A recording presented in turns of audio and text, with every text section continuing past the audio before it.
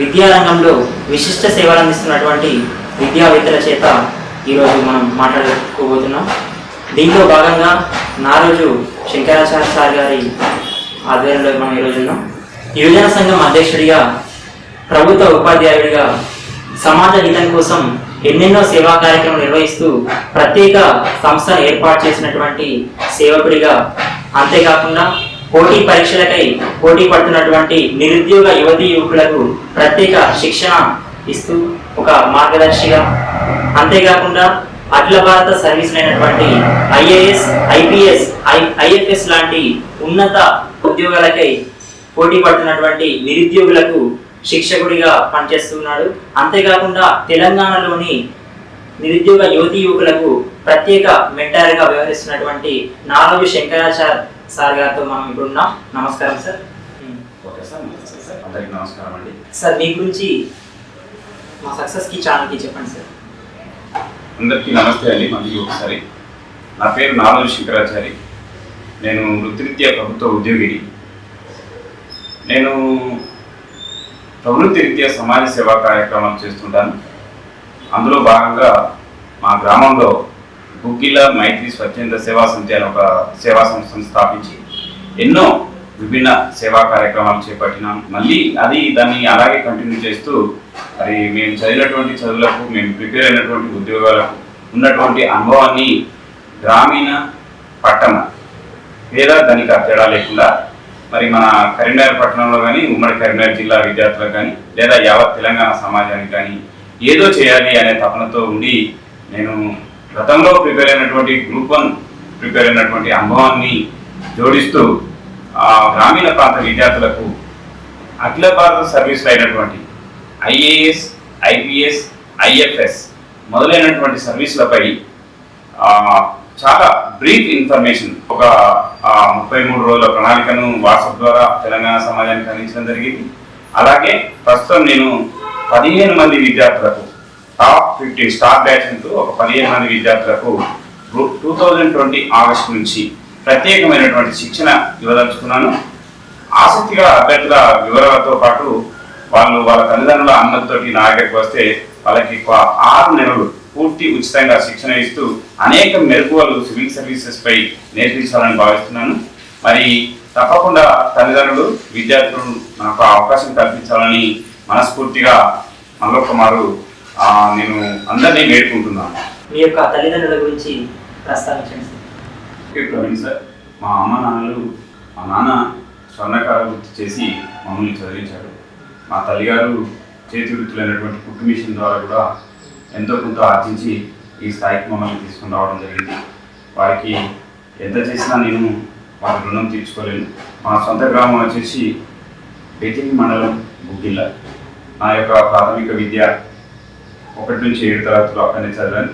ఉన్నత విద్య junior college బెజ్జింగ్లో చదివాను. Degree Siddipet degree కళాశాలలో పూర్తి చేసుకొని ఆ తర్వాత MSc mathematics, MA English, BEd పూర్తి చేసుకున్నాను. 2002 డిఎస్సిలో ఉపాధ్యాయునిగా ఎంపికై నేను 4 గ్రామాల్లో నా యొక్క సర్వీస్ను ప్రస్తుతం కొనసాగిస్తున్నాను. మీరు ఒక ప్రభుత్వ ఉద్యోగం సంపాదించడానికి ఏ విధంగా కష్టపడ్డారు మాతో పంచుకోండి సార్. యాక్చువల్లీ సార్, నాకు ఎంఎస్సి అంటే మ్యాథ్స్ అంటే చాలా ఇష్టం సార్. నేను 9వ తరగతి చదువుతున్నప్పుడే మాకు శేషగిరి సార్ అని మా పాఠశాలలో ఒక మ్యాథమెటిక్స్ ఉపాధ్యాయునిగా అతను పాఠాలు మాకు బోధిస్తుండేవారు. మ్యాథ్స్ అంటే ఇంత సులువు, అలాగే ఇంత మంచి సబ్జెక్ట్ అని నాకు ఆ రోజు తెలిసింది. అప్పుడే నేను నా 9th క్లాస్లోనే నేను ఎంఎస్సి మ్యాథ్స్ తప్పకుండా చేయాలని టార్గెట్ పెట్టుకొని ఎంఎస్సి మ్యాథ్స్ మాత్రమే ఎంచుకొని స్థానిక జూనియర్ కాలేజీలలో కూడా నేను మ్యాథమెటిక్స్ లెక్చరర్గా కొనసాగి ఆ దిశగా డిఎస్సీలు పడుతూ ఉన్నప్పుడు 98 డిఎస్సి ఒకసారి అటెంప్ట్ చేశాను. ఇంటర్వ్యూ వరకు వెళ్ళి క్వాలిఫైడ్ టీచర్గా నా పేరు నమోదైంది. అందులో కొన్ని కారణాల వల్ల 98 డిఎస్సిలో ఉద్యోగం సాధించలేకపోయాను. అదే పట్టుదలతోటి 2002లో ఎగ్జిటీ సాధించాను. 1 మార్క్ తోటి స్కూల్ అసిస్టెంట్ మిస్ అయ్యాను. ప్రస్తుతం స్కూల్లో మన టీచర్లకు ప్రమోషన్లు, బదిలీలు అట్లాంటివి ఏమి లేనటువంటి సందర్భంలో ఈ ప్రమోషన్లు ఇంతవరకు రాకుండా పోయేసరికి నేను ఎగ్జిటీగానే కంటిన్యూ అవుతున్నాను. నేను గవర్నమెంట్ టీచర్గా పోవడానికి పెద్ద ఏమీ లేదు. సేఫ్ సైడ్ సెక్యూరిటీ ఒకటి ఉంటుందని ఆలోచించి మాత్రమే అటు వెళ్ళడం జరిగింది. యాక్చువల్గా నా ప్రధాన ఉద్దేశం ఏంటంటే నారాయణ శ్రీ చైతన్య కార్పొరేట్ కళాశాలలో మ్యాథమెటిక్స్ లెక్చరర్గానే కంటిన్యూ కావాలని ఒక ఆలోచన ఉంటే, కానీ అనుకోకుండా మా నాన్న చనిపోవడం వల్ల కుటుంబ బాధ్యతలు మోయాల్సినటువంటి అవసరం ఏర్పడడం వల్ల నేను ప్రైవేట్ కంటే గవర్నమెంట్ సెక్టర్కి వెళ్ళడమే బెటర్ అని చెప్పేసి భావించి 2002లో స్కూల్ అసిస్టెంట్ హెచ్జిటి 2 అప్లై చేశాను. హెచ్జిటిగా సెలెక్ట్ అయ్యాను.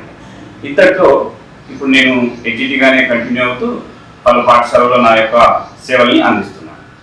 సార్ మీరు సివిల్ సర్వీసెస్ పరీక్షలు రాశారు.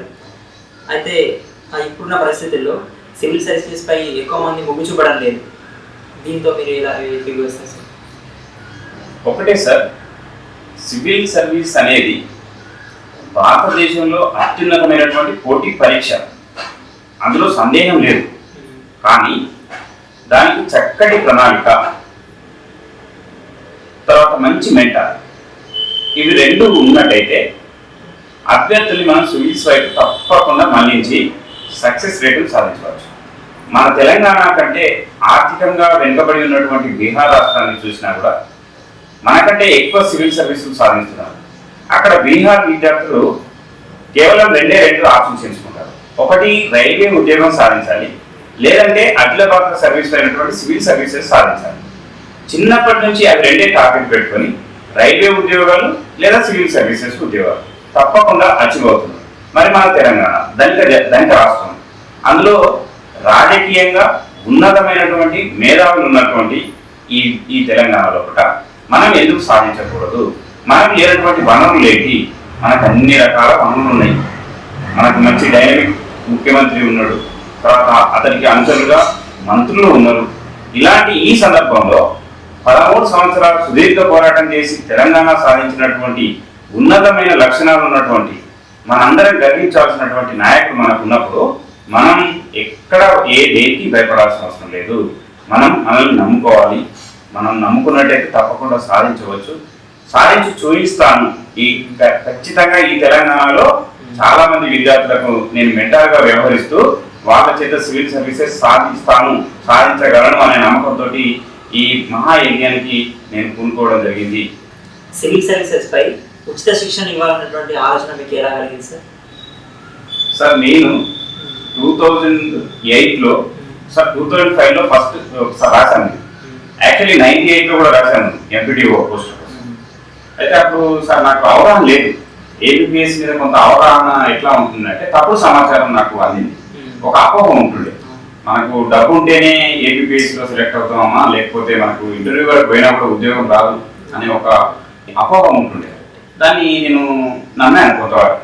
కానీ 2008లో మా మిత్రులు ఒకరు సిటీఓగా, ఒకరు సివిల్ డిఎస్పీగా, ఒకరు అంటే ఎస్టీఓగా సెలెక్ట్ అవ్వడం జరిగింది. అప్పుడు నాకు ఒక ఆలోచన వచ్చింది, రైట్, నిన్న మొన్నదాకా మనతో కలిసి చదివిన మిత్రులు వాళ్ళు సెలెక్ట్ అయ్యారు కదా, నేను కూడా ఎందుకు ట్రై చేయకూడదు అని చెప్పేసి మళ్ళీ నేను 2008లో 2011లో సీరియస్గా గ్రూప్ 1 రాశానండి. అతి తక్కువ మార్కులతో నాకు గ్రూప్ 1 మిస్ కావడం జరిగింది.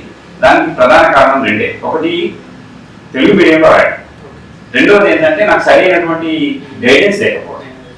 ఈ 2 చేయబట్టి నేను సర్వీస్ కోల్పోయాను తప్ప ప్రతిఫలం ఏమాత్రం నేను వెనుకబడలేదు. ఏంటంటే నాకు వచ్చినటువంటి మార్కులే దానికి నిదర్శనం. అప్పటి నుండి నాకు ఒక ఆలోచన వచ్చింది, అదే మన పిల్లలకి సరైనటువంటి గైడెన్స్ ఇవ్వాలి, సరైనటువంటి సూచనలు ఇవ్వాలి. ఇస్తే మన పిల్లలు కూడా ఈ గ్రూప్ 1 కానీ సివిల్ సర్వీసెస్ కానీ సాధిస్తారు అనే నమ్మకం ఏర్పడి దీని గురించి గత 3 సంవత్సరాల నుంచి ఎట్లా ఇంట్రడ్యూస్ చేయాలి పిల్లలకి. మరి కరీంనగర్ లాంటి ఇప్పుడే అభివృద్ధి చెందుతున్నటువంటి పట్టణాలలో ఈ సివిల్ సర్వీసెస్ అంటేనే అబ్బో గత పెద్ద సర్వీసా, అంత పెద్ద లక్ష్యమా, అది మన నుంచి అవుతుందా, అబ్బో నాన్న అట్లాంటి వద్దు మనకి అని చెప్పేసి అనుకుంటారు కదా.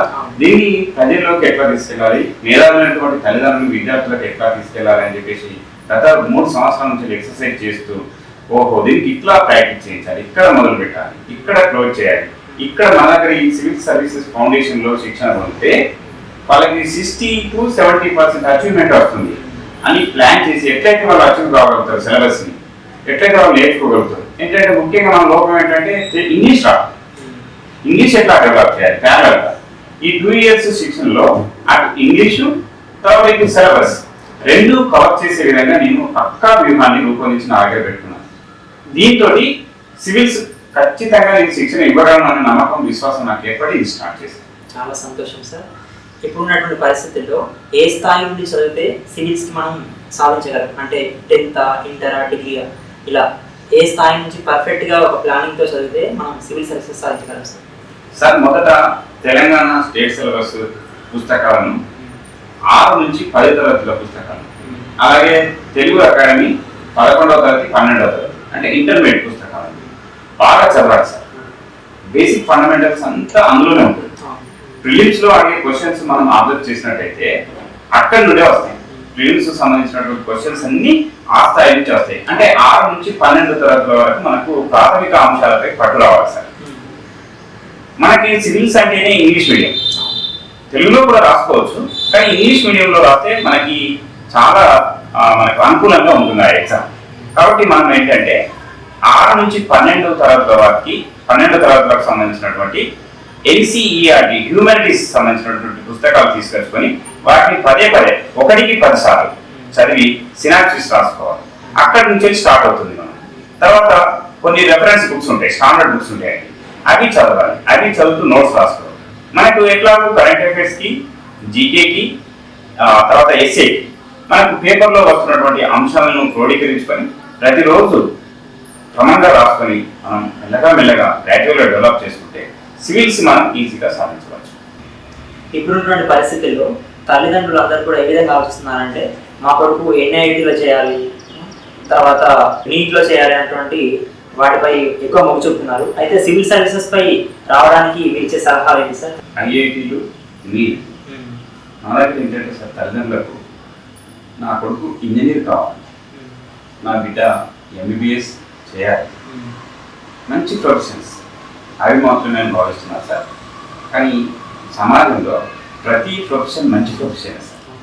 ఏది దేనికి తీసుకోవాలి, మనం చూడడంలో కూడా లేదనే తప్ప టీచర్ మంచి ప్రొఫెషన్ సార్, కాదని అంటాను. అలాగే ఒక గ్రామంలో చెత్త ఊడ్చే పారిశుద్ధ్య కార్మికుడు సార్, అతని వృత్తి కాదు తక్కువదని అంటామా సార్. ప్రతి దాంట్లో డిగ్నిటీ ఆఫ్ లేబర్ ఉంటుంది సార్. ఏ ఉద్యోగం అయినా పర్లేదు సార్. పిల్లల్ని మనం మన అంబిషన్స్ని పిల్లల మీద రుద్దడం ఏమాత్రం సమస్య కాదు. మనం 10th వరకు గైడ్ చేయగలం సార్, యాజ్ ఏ పేరెంట్గా, టీచర్. ఆఫ్టర్ దట్ మనం ఏం గైడింగ్ చేసినా వాళ్ళు మన ఆలోచనలు ఏకీభవించకపోవచ్చు ఒక్కొక్కసారి. కొందరు పిల్లలు మాత్రం తప్పకుండా తల్లిదండ్రుల ఆలోచనని తూచా తప్పకుండా పాటించి IITలు, నీట్లు, లేదంటే ఇంకా వేరే ఇంజనీరింగ్ ప్రముఖ ఇంజనీరింగ్ కాలేజీలలో లేకపోతే ప్రైవేట్ మెడికల్ కళాశాలలో చదువుతున్నారు. ఓకే, అది నేను కాదన్నాను. కానీ మిగతా ఒక సైడ్ మాత్రం. రెండవ సైడ్ చూసినట్టయితే మన భారతదేశంలో అత్యంత పెద్ద సర్వీసులు సివిల్ సర్వీసెస్. అందులో సెంట్రల్ సర్వీసెస్ కూడా ఉంటాయి సార్. కేవలం IAS, IPS, IFS కాకుండా మిగతా సెంట్రల్ సర్వీసులు ఉంటాయి. అందులో ఏ ఒకటి వచ్చినా కూడా చాలా బాగుంటుంది సార్. హోదా ఉంటుంది, లగ్జరీ ఉంటుంది, హ్యాపీగా జీవితాన్ని ఎంజాయ్ చేయొచ్చు, సమాజంతో అటాచ్మెంట్ ఉంటుంది సార్. ఇది మెయిన్ ఇంపార్టెంట్. మనకు కావాల్సింది ఏంటంటే ఉద్యోగంతో పాటు సమాజంతో అటాచ్మెంట్ ఉంటే మనకు హ్యాపీ, సమాజానికి ఎంతో కొంత మనం అందివ్వచ్చు. సరే సార్, ఇప్పుడు మనం మరి వైద్యుడిగా అందించలేమా, అందిస్తున్నారు. ఇంజనీర్గా కూడా చాలా చేస్తున్నారు, అదొక వర్షన్ సార్. కానీ ట్రెండ్ మారుతుంది సార్. నేను 2030 విజన్ పెట్టుకున్నాను సార్. 2010 వరకు ఇంజనీరింగ్ అంటే బాగా మోజుంది. మా అప్పుడు 2000 వరకు టీచర్స్ అంటే బాగా మోజుంది. టీచర్స్ అయిపోయింది సార్. ఇప్పుడు ఇంజనీర్లు, డాక్టర్లు కూడా దాదాపు అవసరమే, ఇంకా అవసరమే, కానీ అందరికీ అది సాధ్యం కాలేదు. అయితే IIT, నీట్లో చదివేటటువంటి చదువులో జస్ట్ 50% చదివితే IAS కావాలి సార్. 50% చదివితే 50% నేను నమ్మకంగా చెప్తున్నాను సార్. డైలీ 15 గంటలు 12 గంటలు అని ఇంటర్వ్యూ టాపర్స్ ఇస్తుంటారు. కానీ వాళ్ళు ఎప్పుడు సివిల్స్ కు ప్రిలిమ్స్ అయిపోయాక 12 గంటలు 11 గంటలు చదువుతారండి మెయిన్స్ కోసం. ఎప్పుడు చదువుతారు వాళ్ళు? పేరెంట్స్ ఒకవేళ, వాళ్ళ తల్లిదండ్రులు ఒకవేళ ఆల్రెడీ సివిల్ సర్వీసెస్ సాధించుంటే, అంటే IAS, IPS ఉంటే వాళ్ళు చిన్నప్పటి నుంచి అవేర్నెస్ ఉంటుంది సార్. కరెక్ట్, వాళ్ళు ఆల్రెడీ చదువుతున్నట్టే. ఎందుకంటే వాళ్ళ అమ్మ నాన్నలు చూస్తుంటారు కాబట్టి వాళ్ళు చదువుతూ ఉన్నట్టే. కానీ ఎవరైతే అమ్మ నాన్నలు సివిల్ సర్వీస్ కాదు, అంటే వేరే మామూలుగా వేరే వేరే వృత్తులలో ఉన్నటువంటి వాళ్ళ పిల్లలు వాళ్ళకి అవేర్నెస్ ఉండదు సార్. అయితే మనం వాళ్ళకి ఎట్లాంటి నాది చెప్పాలంటే 10th నుంచి చెప్పుకోవచ్చు. నానా ఇగో ఇది రేపు జీకే బిట్, ఇది కరెంట్ అఫైర్స్, ఇగో ఇది ఎడిటోరియల్, ఇది ఆర్టికల్ అని ఇంట్లో చిన్నగా తల్లిదండ్రులు ప్రాక్టీస్ చేయించవచ్చు. మనం సివిల్స్ అని ఎప్పుడు చెప్పదండి. నేను సివిల్స్ కోసం ప్రిపేర్ చేస్తున్న బాబు అని మాత్రం వాళ్ళకి చెప్పదు. జనరల్గా చెప్తూ ఉండాలి వాళ్ళకు పేపర్ని చదవడం ఎలాగో నేర్పించాలి. ఆ టీవీలలో వస్తున్నటువంటి న్యూస్లో మనకు కావాల్సినటువంటివి చూపించాలి. మిగతా ఆయన అవాయిడ్ చేయమని చెప్పాలి. పేపర్లలో కూడా క్రైమ్ న్యూస్ వస్తుందండి, దాన్ని పక్కకు పెట్టాలి. మనకు పనికిరాని చెత్త న్యూస్ వస్తాయి, పక్కకు పెట్టమనాలి. మనకు పనికి వచ్చేటటువంటి న్యూస్ మాత్రం మనం ఆ పిల్లల తల్లిదండ్రులు ఏం చేయాలంటే రోజు మార్నింగ్ స్కెచ్ పెన్ తోటి మార్కింగ్ చేసేసి అలా పేపర్ ఇచ్చేసేయండి. మా మమ్మీ డాడీ మార్కింగ్ చేసిందంటే ఇది ఇంపార్టెంట్ అయిపోతుంది అని దాన్ని ఫోకస్ చేస్తారు. మీరు దాన్ని జస్ట్ చూసుకుంటూ వెళ్ళిపోతారు. అక్కడ నుంచి స్టార్ట్ అవుతుంది సివిల్ సర్వీసెస్ కోచింగ్ అని. తర్వాత ఇంటర్మీడియట్ వరకు పిల్లలు వాళ్ళకు సబ్జెక్టు మీదనే కాన్సన్ట్రేషన్ ఉంటుందండి. మనం పాపం వాళ్ళ మీద అనవసరంగా నువ్వు సివిల్స్ ప్రిపేర్ కావు, తర్వాత నువ్వు ఐఏఎస్ కావాలా ఐపీఎస్ కావాలని చెప్పకూడదు. ఇంటర్మీడియట్ తర్వాత బీటెక్ ఫస్ట్ ఇయర్ కానీ ఎంబీబీఎస్ ఫస్ట్ ఇయర్ కానీ మామూలుగా మనకి డిగ్రీ ఫస్ట్ ఇయర్లో కానీ స్టార్ట్ చేసినట్టయితే morning 2 hours, evening 3 hours, daily 5 years, 2 hours చదవాలి, 3 hours ప్రాక్టీస్ చేయాలి. అప్పుడు మనం సివిల్స్కి కరెక్ట్గా మన మైండ్కి సెట్ అవుతుంది. ప్రపంచ జ్ఞానం తెలుస్తుంది ఆ స్టేజ్లో. డిగ్రీ ఫస్ట్ ఇయర్లో, సెకండ్ ఇయర్లో, ఫైనల్ ఇయర్లో 3 సంవత్సరాలు కనుక చదివినట్టయితే 80% సిలబస్ని నువ్వు అయిపోయినట్టే, చదవడం అయిపోయినట్టే. నీకు ఏమన్నా మెలకువలు తెలవాలి. మెలకువలు ఏంటి అంటే సివిల్ సర్వీసెస్లో మనకి ఎంత సబ్జెక్ట్ ఉన్నది, ఎంత నాలెడ్జ్ ఉన్నది, అక్కడ అది చూడదు. అక్కడ మన ఎగ్జామ్లో ఏం చూస్తారంటే మీ పర్ఫార్మెన్స్, ప్రెజెంటేషన్ ఏ విధంగా ఉంది, ఆన్సర్ ఏ విధంగా రాశారు, ప్రశ్న ఏ విధంగా ఉంది, ఆన్సర్ ఏ విధంగా రాశారు, చక్కగా రాశారా లేదా అదే చూస్తారు. కాబట్టి మన రైటింగ్ ప్రాక్టీస్ ఇంపార్టెంట్. మీరు డిగ్రీ ఫైనల్ ఇయర్ అయిన తర్వాత ఏంటంటే మంచి మెంటార్ని చూస్ చేసుకుని ఎంకరేజ్ చేసుకుని ఆ మెంటార్ దగ్గర ఒక 6 నెలలు మినిమం 6 నెలలు కనుక రైటింగ్ ప్రాక్టీస్ వెళ్తే సివిల్ సర్వీసెస్ చక్కగా. చాలా సంతోషం సార్. తల్లిదండ్రులకు కూడా మంచి సలహాలు సూచనలు అందించారు. సివిల్ సర్వీసెస్కి ప్రిపేర్ అవుతున్న వారికి ఒక మెంటర్గా మీరు వ్యవహరిస్తున్నారు.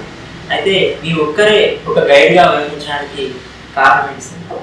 అంటే అన్ని సబ్జెక్ట్స్ మీరు ఒక్కరే ఏ విధంగా చెప్పగలుగుతున్నారు సార్? నేను ఇప్పుడు ఇంతకుముందు చెప్పినట్టు నేను గ్రూప్ 1 రాశాను సార్. బాగా దాదాపు 2 సంవత్సరాలు ఉద్యోగాన్ని సెలవు పెట్టి సాధించాలనే తపనతో వెళ్ళినటువంటి వాడు. ఆ దిశగా వెళ్ళి నాకు తక్కువ మార్కులతో ఉద్యోగాలు కోల్పోయాను. అంటే నాకు ఆ తృష్ణ యావం అనేది తగ్గలేదు సార్. ఇంకా ఏం చేయాలి, నెక్స్ట్ జనరేషన్కి మనం ఏదో ఒకటి అందించాలి అని ఆలోచన వచ్చింది. కానీ మన ఈ కరీంనగర్ పట్టణంలో కానీ సిద్దిపేట ఇలాంటి చిన్న చిన్న పట్టణంలో సివిల్స్ మెంటార్స్ ఇక్కడ లభ్యం కాదు సార్, దొరకరు, చాలా కష్టం. ఎక్కడో ఒకరు ఇద్దరు ఉన్నారు కానీ పాపం వాళ్ళు ఏంటంటే వాళ్ళ ఉద్యోగాలలో బిజీగా ఉండడం, తర్వాత వాళ్ళకి టైం సమయం దొరకకపోవడం, వాళ్ళందరినీ తీసుకురావాలంటే కూడా ఇక్కడ చాలా కష్టం సార్. అంత రెమ్యునరేషన్ కూడా మనం ఇక్కడ మన పిల్లలు ఇవ్వలేదు. మనం ఏంటంటే నేను పిల్లల్ని దృష్టిలో పెట్టుకొని స్టార్ట్ చేసిన సార్. నాకున్న జ్ఞానంలో నాకు తెలిసిన దాంట్లో 10 పైసల వంతు వాళ్ళకి బోధించినా కూడా ఎంతో కొంత వాళ్ళు లబ్ధి పొందుతారు. నేను చేస్తాను, నా శక్తి మేరకు నేను ఒక్కనే చేస్తాను. ఇంకోటి సార్, సివిల్స్ అంటే ఏంటంటే ఏదో 4 జీకే బిట్లు, 4 కరెంట్ అఫైర్స్ చెట్లు అదొకటి రాసుకుంటే అది సివిల్స్ ప్రిపరేషన్ కాదు సార్. అది కాదు. సివిల్స్ అంటే ఏంటంటే సార్ ఒక యజ్ఞం. అది బాగా కమిట్మెంట్ కావాలి, పక్కా వ్యూహంతో ప్రిపేర్ కావాలి. నేను పక్కా వ్యూహాన్ని రచించాను, పక్కా సిలబస్ని ఎలా బోధించాలి పిల్లలకనే వ్యూహంతో నేను తయారు చేసి పెట్టుకున్నాను.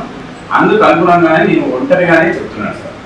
ఒంటరిగా చెప్పడానికి కారణం ఏంటంటే వేరే వాళ్ళతో చెప్పిస్తే నేను చెప్పాలనుకున్నటువంటి టాపిక్స్, నేను చెప్పాలనుకున్నటువంటి సిలబస్ డీవియేట్ అయ్యే అవకాశం ఉంది. అభ్యర్థి గందరగోళానికి గురయ్యి భద్రబాబు ఈ సివిల్ సర్వీస్ నేను ప్రిపేర్ కాను, ఇంత హార్డ్ ఉంటుందా సివిల్స్ అంటే, ఇన్ని బుక్స్ చదవాలా లేకపోతే ఇంత టైం కేటాయించాలా అని అభ్యర్థి వెనుదిరిగి వెళ్ళిపోయే ప్రమాదం ఉంది సార్. ఫస్ట్ నేను ఏంటంటే ఫోబియా పోగొడతాను సార్, భయం పోగొడతాను సార్. సివిల్ సర్వీసెస్ అంటే ఏంటంటే భయం పోవాలి సార్. తర్వాత పాపం పిల్లలకి ఇంగ్లీష్ రాదు, ఇంగ్లీష్ భయం పోవాలి సార్. డైలీ వాళ్ళతోటి మనం మాట్లాడుతూ పిల్లలతో మాట్లాడిస్తూ సబ్జెక్ట్కి తెలియకుండానే ఒక పూల మన దారానికి గల పూలు ఏ విధంగా గుచ్చారో వన్ బై వన్ సీక్వెల్గా ఒక ఆర్డర్ క్రమం తప్పకుండా నేను ప్రిపరేషన్ ప్లాన్ని పక్కా నేను ప్రిపేర్ చేసుకొని ఉన్నాను. అదే సిస్టమ్ని ఫాలో అవుతున్నాను సార్. నా దగ్గరికి వచ్చిన పిల్లవాడు ఇక నేను వెళ్ళి తిరగడు, నేను సివిల్స్ తప్పకుండా చదువుతాను అని అనుకుంటాను ఫ్రెండ్స్ అనే కాన్ఫిడెన్స్ బిల్డప్ చేసి పంపిస్తాను సార్. ఆ విధంగా ముందుకెళ్తున్నాను. చాలా గ్రేట్ సార్. నిజంగా మీలాంటి గొప్ప వ్యక్తులు ఇప్పుడున్న పరిస్థితుల్లో మనందరికీ అవసరం సార్. మీలాంటి సలహాలు సూచనలు ఇప్పుడున్నటువంటి నిరుద్యోగులకు కానీ సివిల్ ఆస్పిరెంట్కి కానీ చాలా అవసరం అవుతుంది సార్.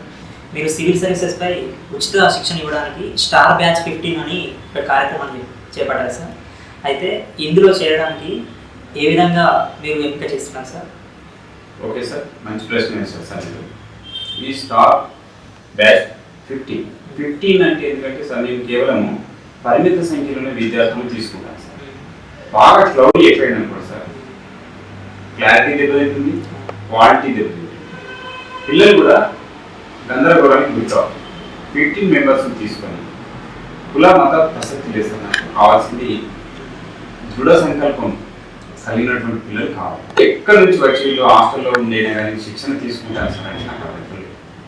రెండోది ఏంటంటే సార్, కేవలం 15 మందినే తీసుకుంటా అంటే ఒక టీచరు నిజంగా కమిట్మెంట్ తోటి వాళ్ళకి సర్వీస్ ఇవ్వాలంటే 10 నుంచి 15 మందే సరిపోతారు సార్. అంతకంటే ఎక్కువ మనం న్యాయం చేయలేదు. ఇంకొకటి ఏంటి, ఈ 15 మంది పిల్లలకి ఫస్ట్ వాళ్ళు నాకు వాట్సాప్ మెసేజ్ల ద్వారా వాళ్ళు నాకు అడ్మిషన్ తీసుకోవాలి సార్. అంటే ఇన్ఫర్మేషన్ ఇస్తే నేను వాళ్ళకి మళ్ళీ ఒక రోజు వాళ్ళకి ఇన్ఫర్మేషన్ ఇస్తాను.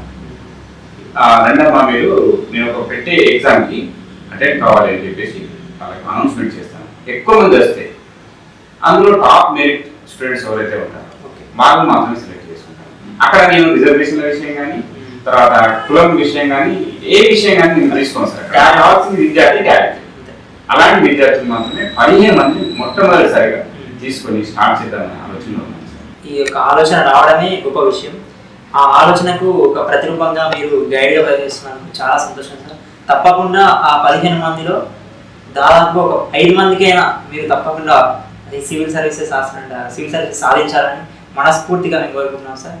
సివిల్ సర్వీసెస్ ప్రిపేర్ అవ్వడానికి ఆ నోటిఫికేషన్స్ ఎప్పుడు వస్తాయి, మనం ఏ విధంగా ప్రిపేర్ అవ్వాలి, అంతేకాకుండా ఈ ప్రత్యేకించి వెబ్సైట్ ఏమైనా ఉందా సార్? ఉంది sir, union public service commission UPSC.gov.in. ఆ సైట్ని మనం తెరిచినట్లయితే మనకు అన్ని వివరాలు వస్తాయి. దాంట్లో ఎంత ఏజ్ వారు అప్లై చేసుకోవచ్చు, డిగ్రీ పూర్తయిన వారు అప్లై చేసుకోవచ్చా, డిగ్రీ ఫైనల్ ఇయర్లో ఉండగానే అప్లై చేసుకోవచ్చు, డిగ్రీ ఫైనల్ ఇయర్ ఉండగానే మనం అప్లై చేసుకోవచ్చు. కానీ సర్వీస్ వస్తే మాత్రం డిగ్రీ తప్పకుండా పాస్ అవుతుంది. రెండవది ఏంటంటే సార్, మనకి ఒక్కసారి సైట్ ఓపెన్ చేసినట్లయితే చాలా డౌట్స్ క్లియర్ అవుతాయి. నోటిఫికేషన్ ఎప్పుడు వస్తుంది, అప్లై లాస్ట్ డేట్ ఎప్పుడు, ఫీజు ఎంత ఉంటుంది, తర్వాత లాస్ట్ డేట్ అయిన తర్వాత మనకి ఫిలిమ్స్కి మెయిన్స్కి మధ్య తేడా ఎంత, ఎన్ని రోజులు ఉంటుంది, అన్ని విషయాలు అందులో చక్కగా ఉంటాయి సార్. ఎవ్రీ ఇయర్ వస్తుంది సార్ యూపీఎస్సీ నోటిఫికేషన్ మాత్రం ఎవ్రీ ఇయర్ వస్తుంది. మినిమం 800 నుంచి 1000 ఉద్యోగాలు ఉంటాయి sir. All over India state wise గా డివైడ్ చేస్తారా లేదంటే ఉండదు సార్? అది ఆల్ ఇండియా లెవెల్ కదా సార్, స్టేట్ వైడ్ గా డివైడ్ చేయడానికి all India level civil services reservation ఉంటుంది. ఎస్సీ ఉంటుంది సార్, అందరికి ఉంటుంది. మహిళలకు ప్రత్యేకించి కోటా ఏమి ఉండదు. మన టీఎస్పీఎస్సీ అయితే లేదా ఏపీబీఎస్సీ అయితే అట్లాంటి స్టేట్ రిక్రూట్మెంట్ సర్వీస్లలో మాత్రం మహిళలకు ప్రత్యేక కోటా ఉంటుంది. చాలా మందికి డౌట్ ఉంటుంది సార్, ఏజ్ లిమిట్ అంటే డిగ్రీ అయిపోయిన తర్వాత ఎంఎస్సీ చేస్తారు, ఎంఎస్సీ అయిపోయిన తర్వాత ఏమనుకుంటారు అంటే ఇక మన ఏజ్ అయిపోయింది ఇక మేము అప్లై చేయడం అనే అపోహ ఉంది. దానిపై మీరే సార్? నేను ఒకటే సార్, యాక్చువల్గా మనకు ఒకప్పుడు ఈ ఇంతమంది సివిల్ సర్వీసెస్ వాళ్ళు ఐఏఎస్ ఐపీఎస్ మన కళ ముందు కదలడే వాళ్ళు కాదు సార్. ఇప్పుడు చాలా మంది ఐఏఎస్ ఐపీఎస్ ఐఎఫ్ఎస్ మన కళ ముందు కదలాడుతూ ఉన్నారు. వాళ్ళ అపీరెన్స్ని వాళ్ళ యొక్క సర్వీస్ని చూస్తూ ఉన్నాం, దగ్గరగా గమనిస్తూ ఉన్నాం. దీంతో మనలో కూడా అవేర్నెస్ వచ్చేసింది. ఇప్పుడు ఏంటంటే పీజీ తర్వాత నువ్వు సివిల్ సర్వీసెస్ లక్ష్యం పెట్టుకున్నట్టయితే డిగ్రీ 21 ఇయర్స్ వరకు అయిపోతుంది, 17+3 20 ఇయర్స్ వరకు అయిపోతుంది. పీజీ 2 ఇయర్స్, 22 ఇయర్స్ తర్వాత నువ్వు సివిల్ సర్వీసెస్ పెట్టుకుంటే 22 ఇయర్స్కి సపోజ్ నువ్వు ఒక ఇన్స్టిట్యూట్ పోయి కోచింగ్ పోతావు, 1 ఇయర్ కూర్చుంటావు సార్, 23+ అవుతుంది. నీకు 1 ఇయర్ కూర్చుంటే ఏమవుతుందంటే సబ్జెక్ట్ కేవలం వింటావు అంతే, కానీ అచీవ్ కాదు. ఫస్ట్ అటెంప్ట్లో ప్రిలిమ్స్ కూడా దాటకపోవచ్చు, రెండవ అటెంప్ట్లో ప్రిలిమ్స్ రాకపోవచ్చు. నీకు ఏమనిపిస్తుంది అంటే 23+2 25 అయిపోయాయి. ఇంట్లో అమ్మ నాన్నలు ఏమంటారంటే నాన్న 25 ఇయర్స్ అవుతుంది, అది 2 సార్లు అటెంప్ట్ చేసావు, క్వాలిఫై కాలేదు అని ఒక మాట తల్లిదండ్రులు కానీ ఎవరైనా మిత్రులు కానీ అన్నట్టయితే మనకి ఇక సివిల్స్ వైపు పోబుద్ది కాదు. వెంటనే వెనక్కి వచ్చేసి ప్రైవేట్ జాబ్లు చెక్ చేసుకుంటాం. Correct sir. ఇప్పుడు చాలా మంది ఏంటంటే స్టడీస్ కంప్లీట్ అయిన తర్వాత ఏదో ప్రైవేట్ జాబ్ చేస్తున్నారు. వాళ్ళకు సివిల్ సర్వీసెస్ పై చాలా ఇంట్రెస్ట్ ఉంటుంది, కానీ వాళ్ళకి అంటే సివిల్ సర్వీసెస్ కొట్టాలనేటువంటి అవగాహన ఉంటుంది. వాళ్ళు సాధించడానికి ఏ విధంగా కృషి చేస్తే బాగుంటుంది సార్? సార్ వాళ్ళ ఉద్యోగాలు చేసుకుంటుంది వాళ్ళకు ఉన్నటువంటి ఖాళీ సమయాల్లో సార్ సివిల్ సర్వీసెస్ అచీవ్ కావాలన్న వాళ్ళకి నిద్ర పట్టదు సార్. నిజంగా చెప్పాలంటే నిద్ర పట్టదు. ఒకవేళ వాళ్ళు నిద్రపోయినా కూడా ఆ మైండ్లో అన్ని టాపిక్స్ రివిజన్ అవుతుండాలి సార్. ఆ పాలిటీ కానీ, హిస్టరీ కానీ, జాగ్రఫీ కానీ, ఏది కానీ ఏ అంశమైనా కానీ, కరెంట్ ఇష్యూస్ కానీ, అలాంటి వాళ్ళకి సివిల్స్ వస్తుంది సార్. అదొక కళ సార్, దాన్ని కలగనాలి. ఆ కళను మనం నెరవేర్చుకోవాలంటే కష్టపడాల్సిందే సార్. నిద్రపోయి నేను సివిల్ సర్వీస్ సాధించడానికి సాధ్యం కాదు. మార్నింగ్ లేవాలి సార్. మార్నింగ్ నీకు 4 o'clock వేసామనుకో, 4 to 7 వరకు 3 hours చదువుకోవచ్చు సార్.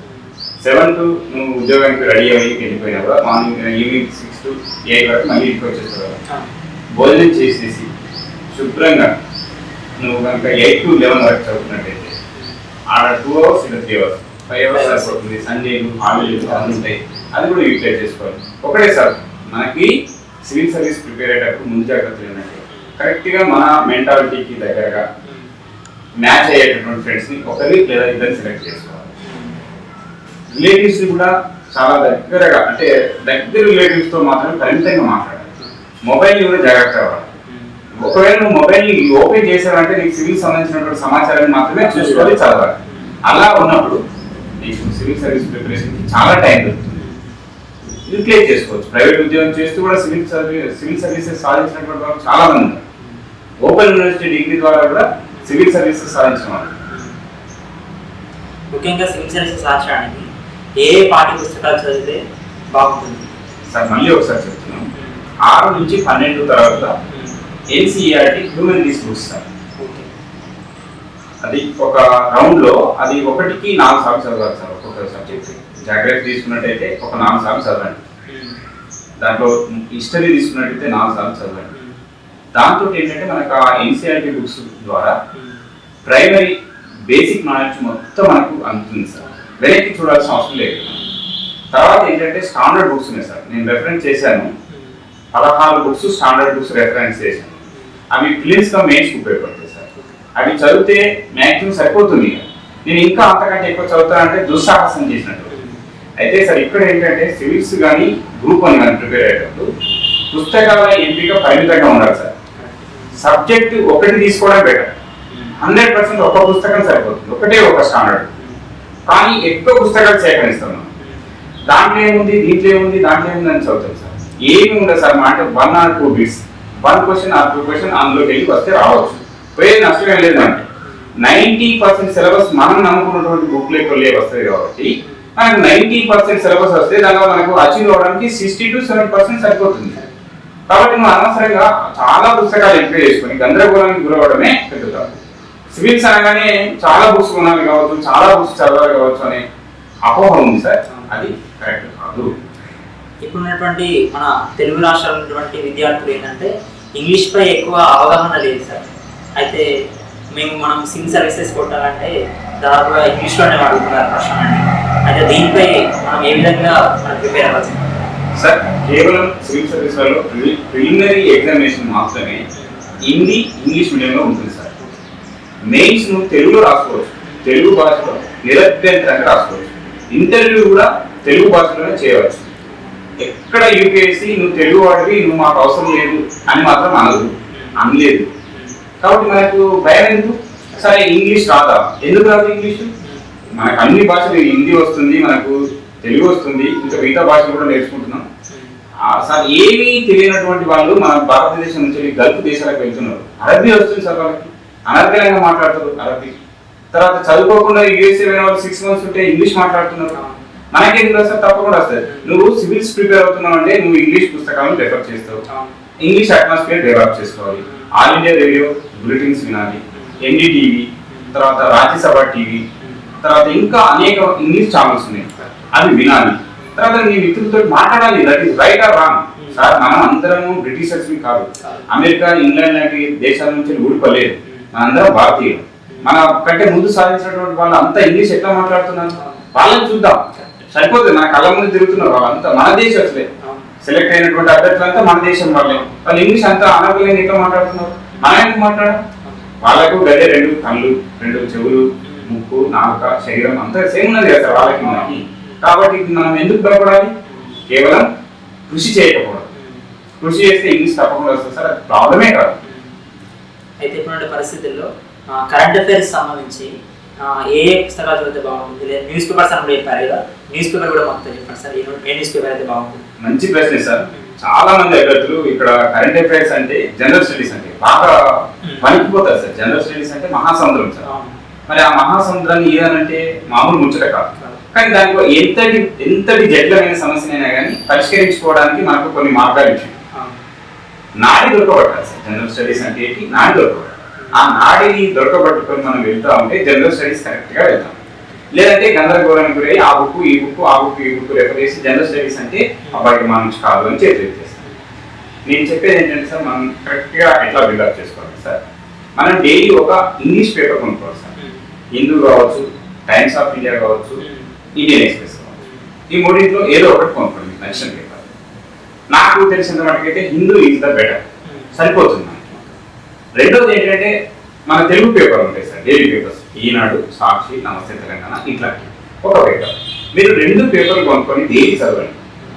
ఒక ½ గంట, ఇది ½ గంట, అది ½ గంట, 1 అవర్ సరిపోతుంది. మనకు ముఖ్యాంశాలు చదువుకోవాలి, మిగతా వద్దు. కాబట్టి 1 అవర్ చదవాలి. చదువుతూ డేట్స్ వేసుకొని రాసుకోవాలి సార్. ఇది కరెంట్ అఫైర్స్, ఇది జీకే. ఇక్కడ రాసుకొని కొద్ది రోజులు మీరు ఇట్లా ప్రాక్టీస్ చేసుకున్నాక దాంట్లో ఎడిటోరియల్స్ ఆర్టికల్స్ కనుక చదవడం వస్తే ఒక సమస్యను ఏ విధంగా ఆలోచించాలి, సమస్యకు ఏ విధంగా పరిష్కారాన్ని కనుగొనాలి, ప్రభుత్వ పరంగా సూచనలు ప్రభుత్వానికి మనం ఏమి ఇవ్వాలి, మన సొంత సూచనలు కూడా ఏమి ఇవ్వాలి. ఆ సూచనలు ఎట్లా ఉండాలంటే ప్రాక్టికల్గా చేసే విధంగా ఉండాలి, వినూత్నంగా ఉండాలి, ప్రభుత్వానికి తక్కువ ఖర్చుతో సమస్యను అధిగమించే విధంగా ఉండాలి, అది మళ్ళీ తొందరగా ప్రజలకి చేరుకోవాలి. ఇట్లాంటి సూచనలు ఇస్తే నువ్వు ఎస్ఏ రాసినప్పుడు చాలా మార్పులు కొట్టవచ్చు. ఎడిటోరియల్స్ వల్ల అది సివిల్ సర్వీసెస్ ఎగ్జామ్ అనేది ఎవరు ఎన్నిసార్లు రాయచ్చు సార్? ఓకే సార్, మీరు అడిగిన ప్రశ్న చాలా మంది అభ్యర్థులకు ఇప్పటికీ డౌట్గానే ఉన్నది. మరి వారి కోసం మరింత క్లారిటీగా పక్కా సమాచారం అందిస్తుంది. వయసు 21 నుండి 32 సంవత్సరాలు జనరల్ వాళ్ళు. ఎవరు ఎన్నిసార్లు రాయవచ్చు అనే దానికి జనరల్ వాళ్ళు 6 సార్లు రాయవచ్చు. బీసీ అంటే ఓబీసీ వాళ్ళు 9 సార్లు రాయవచ్చు. ఎస్సీ ఎస్టీలకు పరిమితి లేదు, ఎన్నిసార్లు అయినా రాయవచ్చు. కానీ ఏజ్ ఉంటుంది. జనరల్ అభ్యర్థులు ఏంటంటే మనకు 21 నుంచి 32 సంవత్సరాల వరకు 6 సార్లు రాయవచ్చు. ఓబీసీ అభ్యర్థులు 21 నుంచి 32 ప్లస్ 3 సంవత్సరాల సడలింపు ఉంటుంది, అంటే 35 సంవత్సరాల వరకు 9 సార్లు రాయవచ్చు. ఎస్సీ ఎస్టీలు 21 నుంచి 32 వరకు ప్లస్ 5 సంవత్సరాల సడలింపు, అంటే 37 సంవత్సరాల వరకు ఎన్ని సార్లు అయినా రాసుకోవచ్చు. ఫిజికల్లీ డిజేబుల్డ్ వాళ్ళు 32 ప్లస్ 10 ఇయర్స్ ఎక్స్టెన్షన్, దీంతో 42 సంవత్సరాల వరకు రాసుకోవచ్చు. సివిల్స్లో ప్రిలిమినరీ ఎగ్జామ్ క్వాలిఫై కావాలంటే ఏ విధంగా ప్రిపేర్ కావాలి సార్? సివిల్స్ ప్రిలిమినరీ దశను అధిగమించాలంటే అభ్యర్థులు ముఖ్యంగా ప్రాథమిక భావనలపై పూర్తి పట్టు సాధించాలి సార్. మరి ప్రాథమిక భావనలు ఎక్కడ దొరుకుతాయి సార్? 6 నుంచి 12వ తరగతి ఎన్సీఆర్టీ బుక్స్లలో లభ్యమవుతాయి. దాని తర్వాత ఎంపిక చేసుకున్నటువంటి మార్కెట్లో లభ్యమయ్యేటటువంటి ఇదివరకు టాపర్స్ ఫాలో అయినటువంటి ప్రధానమైనటువంటి కొన్ని స్టాండర్డ్ బుక్స్ చదివితే సరిపోతుంది.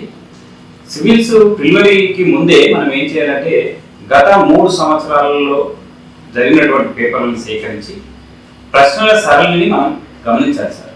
దీంతో ఏమవుతుందంటే ప్రశ్నలు ఏ విధంగా వస్తున్నాయి, ఎగ్జామిన్ చేసే వాళ్ళు మనం ఏ విధంగా మనల్ని పరిశీలిస్తున్నారు, మన నుండి ఎగ్జామినర్ ఏం ఆశిస్తున్నాడు, మరి లక్షలలో వచ్చేటటువంటి అప్లికేషన్లు ఏ విధంగా వాళ్ళను లక్షలలో వచ్చేటటువంటి కాంపిటీషన్ మనం ఏ విధంగా అధిగమించవచ్చు అనేది మనకు తెలుసుకోవచ్చు సార్. ముఖ్యంగా ఏంటంటే ప్రీవియస్ పేపర్లు మాత్రం క్షుణ్ణంగా అధ్యయనం చేయాలి సార్. తర్వాత సిలబస్ను మించకుండా చదవాలి సార్. సిలబస్ మనకి ఇక్కడ ఏంటంటే ప్రామాణికం. సిలబస్ అనేది ఒక భగవద్గీత లాంటిది. సివిల్ సర్వీసెస్ ఎగ్జామ్ అనేది ఆల్ ఇండియా లెవెల్లో ఉంటుంది కాబట్టి కాంపిటీషన్ ఎలా ఉంటుంది sir?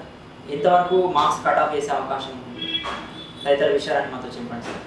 Okay Praveen sir, civils అనేది భారతదేశం మొత్తంలో కనుక మనం పరిశీలించినట్లయితే 5 లక్షల పైచిలకు అప్లికేషన్లు వస్తాయి. ఏం భయపడాల్సిన అవసరం లేదు. దీంట్లో 50% కేవలం అప్లై చేస్తారు సార్. మనకు మిగిలింది 2.5 లక్షలు. ఫస్ట్ అటెంప్ట్ అని చెప్పేసి సీరియస్గా ప్రిపేర్ కాదు, ఇది చూద్దాం ఒకసారి అనేవాళ్ళు కొందరు ఉంటారు సార్. దాంట్లో 1.5 లక్షలు పోతారు సార్. సీరియస్గా ప్రిపేర్ అయ్యేది 1 లక్ష మంది మాత్రమే సార్. ఆ 1 లక్ష మందిలో ఎగ్జామినేషన్ సెంటర్ దానికి పోయి కూడా సరైనటువంటి పక్కా వ్యూహం లేకుండా అటెంప్ట్ చేసేవాళ్ళే సార్. దాంట్లో చాలా మంది వెళ్ళిపోతారు. కాబట్టి మనకు పోటీ అనేది పేపర్ మీద పోటీయే. నిజమైన పోటీ ఏంటంటే 50,000 నుంచి 1 లక్ష మంది అభ్యర్థుల మధ్యనే అసలు పోటీ ఉంటుంది సార్. వాళ్ళు ఏంటంటే గతంలో ఇంటర్వ్యూ ఫేస్ చేసిన వాళ్ళు ఉంటారు, మెయిన్స్ వరకు వెళ్ళిన వాళ్ళు ఉంటారు, సివిల్స్ ప్రిలిమ్స్ గట్టెక్కిన వాళ్ళు ఉంటారు. వాళ్ళకి కూడా కొద్దిగా తపన ఉంటుంది కొట్టాలి అని చెప్పేసి. కాబట్టి వాళ్ళు సీరియస్ యాస్పిరెంట్స్.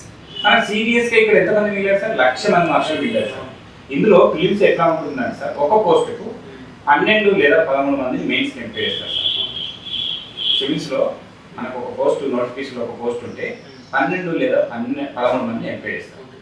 కాబట్టి మనం మెయిన్స్ని సీరియస్గా క్రమశిక్షణతో పక్కా వ్యూహంతో ప్రిపేర్ అయితే మనం మెయిన్స్కి ఎంపిక అవ్వచ్చు.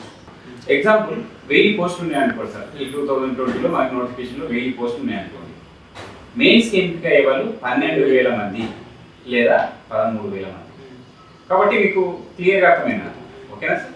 ప్రిలిమినరీ ఎగ్జామ్ కంప్లీట్ అయిన తర్వాత, అంటే ప్రిలిమినరీ ఎగ్జామ్లో క్వాలిఫై అయిన తర్వాత మెయిన్స్ ఎగ్జామ్ని ఏ విధంగా చదవాలి, ఏ సబ్జెక్టును ఎంచుకుంటే బాగుంటుంది సార్? ఓకే సార్, ఇప్పుడు సివిల్స్ అధిగమించిన తర్వాత మెయిన్స్ ప్రిపేర్ కావాలి. ఆ విధంగా మనం అనుకోవచ్చు సార్. సివిల్స్ కమ్ మెయిన్స్ ప్యారలల్గా ప్రిపేర్ అవుతున్నారు సార్. మళ్ళీ ప్రత్యేకంగా మెయిన్స్ కంటే ఒకసారి ప్రిపేర్ అవ్వడం అనేది శుద్ధ తప్పు. మనం స్టార్ట్ ఎవ్రీడే, ప్రతిరోజు మనం సివిల్స్లో ప్రిలిమ్స్ మెయిన్స్ అని సపరేట్గా చూడకూడదు. సివిల్స్ ప్రిపేర్ అవుతున్నాం ఈ భావనతోనే చదవాలి. ప్రిలిమ్స్ మెయిన్స్ అనేది 2 సపరేట్ చేసుకున్నారు వాళ్ళు ఎగ్జామ్, మనం కాదు. కాబట్టి మనం సివిల్స్ని ప్రిలిమ్స్ కమ్ మెయిన్స్ చదివే విధానంలో చదవాలి. ఎట్లా చదవాలి? ప్రిలిమ్స్ అంటే ఏంటంటే సార్, చదివింది గుర్తుంచుకున్న దాన్ని ఎగ్జామినేషన్ చేస్తున్నారు, పరీక్ష పెడతారు సార్. మెయిన్స్లో చదివింది గుర్తుంచుకున్నది నువ్వు ఎంతవరకు ప్రేరిత చేయగలుగుతున్నావు అనేది మెయిన్స్లో ఉంటుంది. కాబట్టి తేడా కొద్దిగా. కాబట్టి మనం ప్రతిరోజు ఏం చేయాలి? రైటింగ్ ప్రాక్టీస్ చేసుకోవాలి సార్. రైటింగ్ ప్రాక్టీస్ చేయడం వల్ల ఫిలిమ్స్ చదువుతూ మెయిన్స్ ప్రిపేర్ అవుతున్నట్టే. ఈ రైటింగ్ ప్రాక్టీస్ చేయకుండా ఫిలిమ్స్ గట్టెక్కిన తర్వాతనే నేను మెయిన్స్ ప్రాక్టీస్ చేసుకుంటానంటే సాధ్యం కాదు, వెనుకబడిపోయే అవకాశం ఉంది. మనం రైటింగ్ ఎంత స్పీడ్ అంటే అంత స్పీడ్ ఉండాలి, బుల్లెట్ పాయింట్స్ ఉండాలి, జవాబు ఇన్నోవేటివ్గా ఉండాలి. కాబట్టి ఫిలిమ్స్ కమ్ మెయిన్స్ ఎక్కే టైం స్టార్ట్ చేయాలి సార్. సివిల్ సర్వీసెస్ ప్రిపేర్ అవుతున్న వాళ్ళకి మీరు ఇచ్చే సలహాలు సూచనలు మాతో చెప్పండి సార్.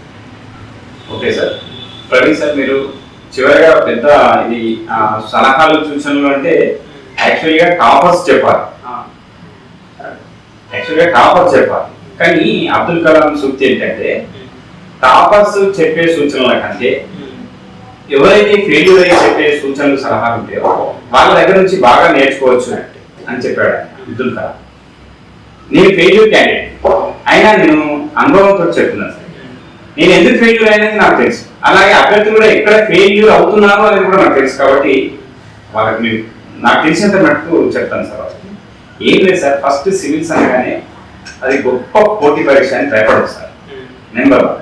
రెండోది ఏంటంటే పక్కా ప్రణాళిక, పక్కా వ్యూహంతో డిగ్రీ ప్రథమ సంవత్సరంలోనే మనం స్టార్ట్ చేసినట్టయితే డిగ్రీ పూర్తి అయ్యేలోగా అన్ని అంశాల మీద సమగ్రమైనటువంటి అవగాహనతో మనం ఉంటాం. డిగ్రీ ఫైనల్ ఇయర్లో నువ్వు అప్లై చేసుకున్నట్టయితే, ఫస్ట్ అటెంప్ట్ కోసం అప్లై చేసుకున్నట్టయితే డిగ్రీ ఫైనల్ ఇయర్ అయిపోగానే మీకు అందుబాటులో ఉంటే మంచి మెంటర్ తోటి రైటింగ్ ప్రాక్టీస్ చేసుకోవచ్చు. ఒకవేళ దొరకలేదు అనుకోండి, డిగ్రీ అయిపోయిన తర్వాత 6 నెలలు లేదా 1 ఇయర్ మీరు రైటింగ్ ప్రాక్టీస్ చేసుకున్నట్టయితే ఈ ప్రిపరేషన్ ఆ రైటింగ్ ప్రాక్టీస్ మీరు సివిల్స్ సాధించడానికి ఈజీగా ఉంటుంది. కానీ ప్రతిరోజు ఒక ఇంగ్లీష్ పేపర్, ప్రాంతీయ భాషా పేపర్ అంటే తెలుగు పేపర్, ఇవి రెండు చదువుతూ ప్రముఖ మ్యాగజైన్స్ ఉంటాయండి. యోజన ఉంటుంది, కురుక్షేత్ర ఉంటుంది, ఫ్రంట్ లైన్ ఉంటుంది.